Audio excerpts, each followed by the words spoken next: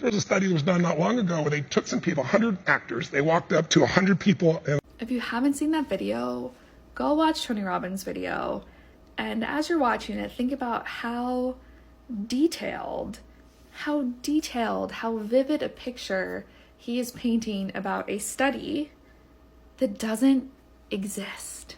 It honestly, it just blows my mind. Like, I want that study to exist because it sounds so true. It sounds so true that I'm over here like gaslighting myself into thinking like, well, maybe it does exist and you just can't find it. But the thing that like makes me think that I'm right about this is that when you go to Tony Robbins' website and he's talking about the same thing, he actually provides a link to a hot coffee, iced coffee study done by Yale, which is the one that I talk about in my other video.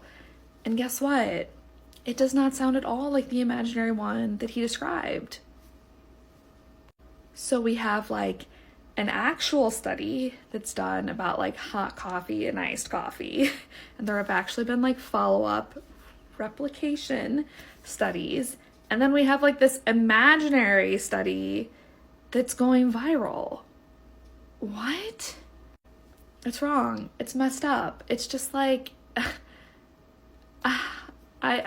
I'm speechless. I'm like so amped up and mad about things like this because it's just, anytime you come across a fact or statistic or research on the internet, it's like you just have to like double check it. And like that's exhausting, and it like sucks that we can't trust people. And like I look at something like that and just think like, wow, that seems so believable, so convincing. And yet like cannot find any study remotely resembling what he describes anywhere.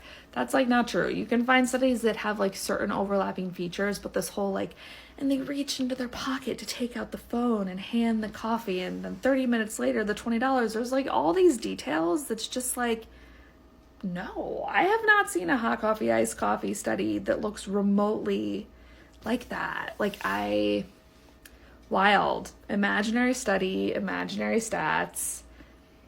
If it's real, like where is it? And why isn't that the one you link to on your website? So like we can all read it. Why link to a different one? I'm just shocked. I hope that this is a good example of just how really, really real misinformation can sound, and just how important it is to just like bring your receipts, show them to everyone, let the people know.